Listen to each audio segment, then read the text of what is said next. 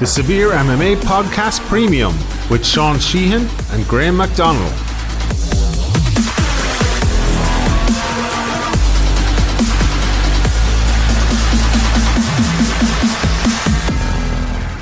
What is up, everybody? Welcome back to another edition of the Severe MMA Podcast. Joined today by Brendan Loughnane, who is getting ready for his fight over in New York with PFL. The first thing I must ask you, Brendan, I called you Brendan Loughnane there, but I'm from West Limerick here in the heartland of Munster, where there's lots of Loughnans around the place. And every time you're fighting and I say your name, I say Loughnane, and everyone's giving out to me. So which is it? Do you have loads of Irish relatives that come over and give out to you for saying it wrong? Do you know what's so funny? I don't even know how it's pronounced. Like, you'll know better than me, so I'll go with Loughnane from now on. Great. If I switch that up, it'll be the proudest thing I ever did, doing a good one for Ireland. But do you actually know a lot of Loughnans, really? Yeah, there's a lot of Loughnans. Actually, the town I'm from, our main doctor would have been Loughnane for years and years. So I actually looked it up as we were starting it, and I'm from Limerick, so it's around Limerick and Clare that the name would be originally from, and there's loads of people around here. So I suppose it's an unusual name everywhere else in the world. Apart from here. Super interesting. Yeah. Thanks for letting me know that. I never even had any idea of how to pronounce it or if there was any more out there. Yeah. So that's it. I suppose at least that's a question you'll get no other interview apart from me. Brilliant. Thank you for letting me know. No bother at all. We were just talking before we started there about fighting around Christmas. Obviously, what have we now? The 16th, 17th of December coming up to Christmas. How weird has it been out in the hot weather, being away from home and fighting at Christmas? Hey, I tell you what, I'm looking out the window right now. It's blazing sunshine, not a cloud in the sky. Feels super, super odd. And you know what's weird? There's going to be no Christmas dinner. There's going to be no celebration. There's going to be no presents. But you know what? It'll all come to me on New Year's Eve, so the struggle's worth it. The juice is worth the squeeze, as they say. That's it. Have you any family out there with you for Christmas, or are all of them kind of staying home and celebrating at home?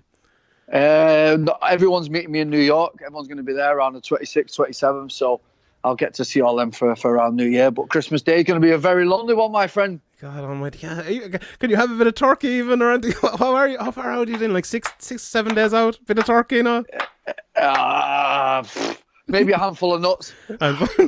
God almighty. I feel sorry. I feel sorry for you now. God almighty. But don't feel sorry for me, mate. It's the life I chose. I suppose. But I suppose over the last year it's been a kind of a tumultuous year for you. You know, there was a while there where it was a struggle to maybe get fights and get those big fights and names you wanted to get. But then you obviously had the Dana White Contender Series, and then it maybe settled down a little bit, sort of fighting for PFL. Before we get to maybe the PFL stint, how do you feel now looking back a couple of months later after that whole Dana White Contender Series debacle, I suppose you call it? Yeah, I mean, well, obviously I did nearly a whole year. I did do a year without a fight. Just couldn't get matched anywhere. Stayed close to weight the whole year, trained my ass off. I was over here in Alliance. Just couldn't get nothing. Managed to get one on like a one-off show in Manchester. Took that. Then my break came. I had to wait for the next Contender Series, which came through. Got my opponent, which is a really tough opponent. You know, best guy on the West Coast over here. Mm-hmm. Went out there, destroyed him. Thought I had my contract, didn't have it. Took a lot to come back from that, to be honest. I didn't know where I was going to go from there because I chased the UFC back for 6 years after fighting there before. It was the only place I wanted to be at the time. I had to really go for a bit of a mental battle. Guys like Dominic Cruz and that in my corner that really helped me through them kind of things. PFL come with an offer as I couldn't refuse, as they say. And the rest is history. I've got the ball rolling with them now, and I honestly, God, could not be happier with PFL. I suppose, like, looking at your career, and it's always, to me, been kind of a planned career. You know, lots of fighters always say, I'll go in there and fight anyone, any place, anytime. And I'm sure you'd fight everyone as well, but you seem to always have a plan with your next move and next fight. Is there a little bit of a readjustment you had to do there when maybe the UFC kind of went away and something you might not be able to get for a while? Did you have to kind of readjust those plans a little bit? Yeah, it was a massive readjustment. I had my heart set on it. I was 100% sure I was going to go and smash that guy, headline the MEN Arena for the US. I had all this in my head. Mm-hmm. And then it was a total swing around, a total readjustment. One other guy that helped me quite a lot was a guy from Alliance, Emiliano Sordi. Yeah. He got knocked out in a Contender in 30 seconds. And scoot forward a year later, he was about to fight for $1 million. I was just training with him today. So it just shows it's not the do all and end all, and it can turn around real quick in MMA, and there's plenty of other good promotions out there now. Mm-hmm. How big is the for you training that gym? Obviously, you mentioned Dominic Cruz a second ago. As, one of the best fighters that's been around for years and years and years. And we often talk about obviously covering the sport in Ireland and a lot of the UK as well. We talk a lot about maybe guys moving over to other gyms and staying at their own gyms as well, but training in America. Is that a big thing for you, finding that gym and finding a great team over there you seem to have kind of become family with? Yeah, I mean, I've trained at Tiger Muay Thai, I've trained at Forget Top Team, I've trained here, trained Manchester, I've trained, I just get it in wherever I am. I'm a bit of a traveller myself, I'm a bit of traveller blood in me. I love to get around and experience different bodies. I've definitely found a home at Alliance here. And we've had a really, really good camp. Like I say, Emiliano's in the same night as me, so the coaches have been around us a lot. Living with Dominic Cruz has been massive. But this has been a 6-year journey with me and Dominic now. I've been coming out here since he first fought TJ. So, yeah, we've had a great relationship. He's going to be in my corner again in New York. So, yeah, I couldn't ask for anything more, really. And like I say, it's a sunny day on the 17th of December. Can't be bad, can it? No, I can't. It's a question I always kind of want to ask, Les, like yourself and like Joseph Duffy as well went over to TriStar and other people. Like when you get into those gyms, like someone as brilliant as Eric Del Fiero there as a trainer and Dominic Cruz as a fighter as well, is it the case of breaking your game down totally and rebuilding you, or just adding a few things? What way did they do and with you? No, totally adding things, totally just adding on to what I already had. I'm a striker at heart. Ultimately, I put wrestling into my game, which you can ultimately cost me a contract. Well, let's not go there. Yeah. So, yeah, I've added a lot of wrestling into my game now. And like I say, in the last fight, I struck the guy, wrestled him. Same with the fight previous to that. So there has been a lot of involvement in my game. Evolution, sorry. And that's it now. I mean, I can take the fight anywhere with this next guy now. He's a great striker. So if I want to just switch it up, I'll just dump him at any time. And that's a lot of things that these American gyms do bring to you. I mean, they have a great history of wrestling. They all grow up wrestling from middle school, high school, college, and then obviously Olympics. So I've learnt a lot from them in that aspect. And they obviously take a lot from me too with the striking. So it's kind of blended a well-rounded MMA game. Mm-hmm. I want to ask you about Dave Valente again in a second, but looking at your record there, you obviously have a fantastic record, won almost all of the fights you've been in, but maybe there's that name just missing a little bit. Do you feel like over the next maybe year or two, if you can get a couple of those big wins in PFL with a lot of people in America seeing you, it'll even elevate you further? Yeah, of course. Let's get this right? I'm 19-3, 18-3 now. Mm-hmm. Them 3 losses are split to Pat. Split to Duke and Wild, which you all obviously know about. Yeah. And then Mike Wilkinson in the UFC. And come on, we should be looking at 21-0 here. And then it's a totally different conversation, isn't it? 9-0 as an amateur. I mean, no one's put me down yet. No one's knocked me out. No one's submitted me.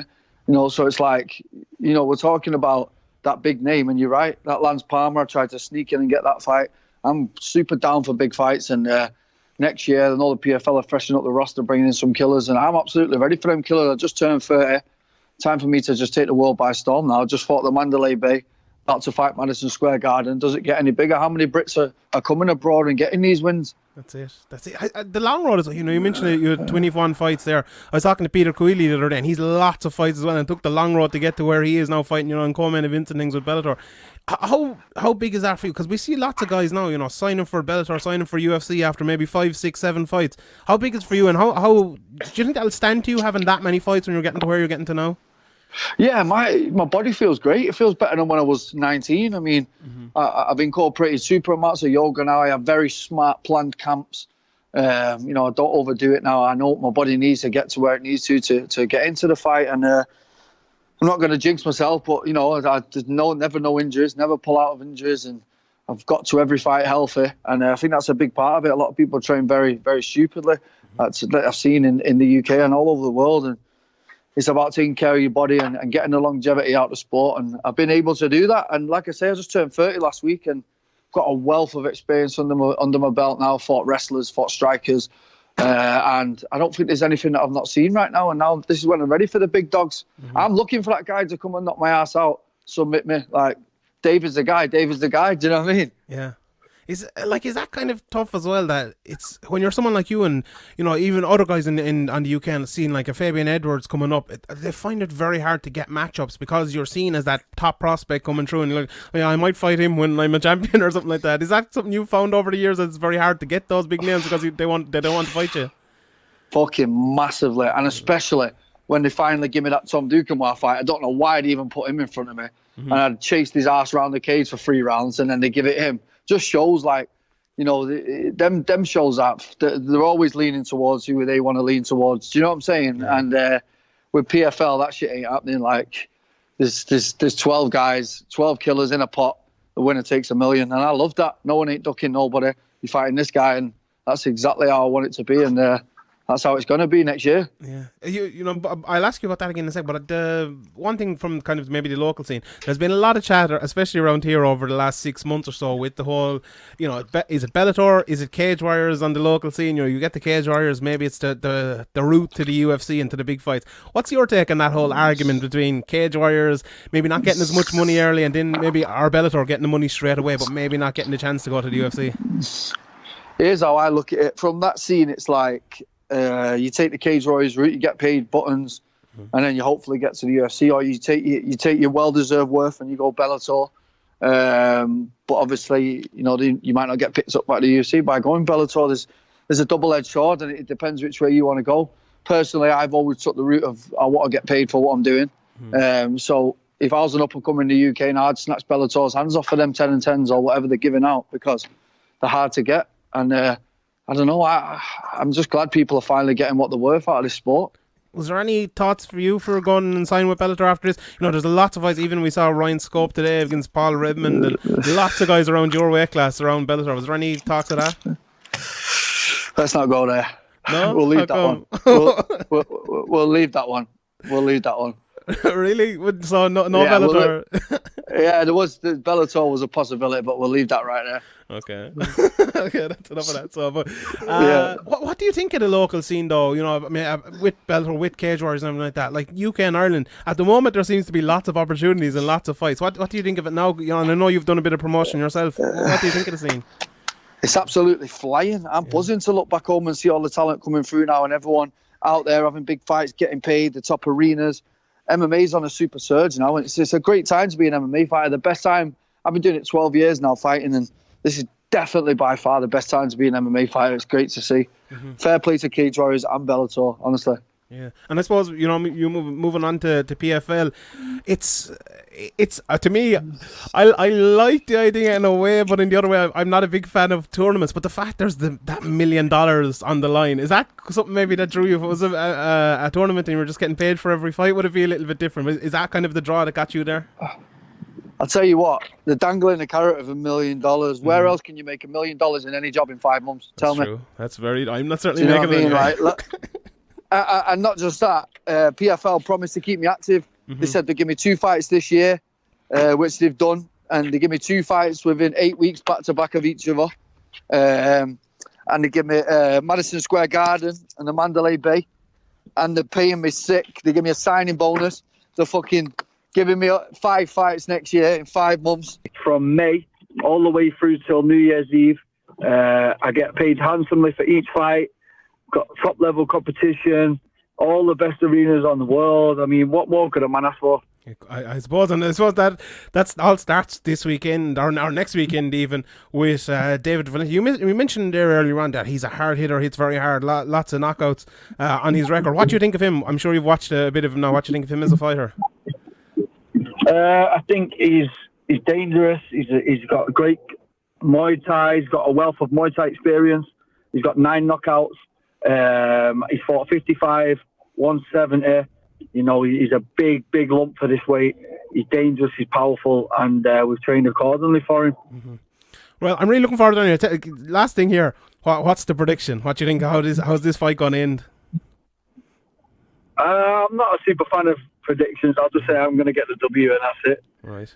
I'm looking forward to it anyway. The New Year's Eve, there's always big. You know, I was around here with the Cage Warriors in Dublin New Year's Eve cards, and the ones over in Japan and everything like that. It's kind of an MMA tradition, and I'm sure everyone will be looking forward to it. Brendan, I really appreciate it. Brendan Loughnane, I'm going to call him that straight away at the end of the year. I really appreciate it. Thanks very much for your time today. Thank you too, my friend. Take care.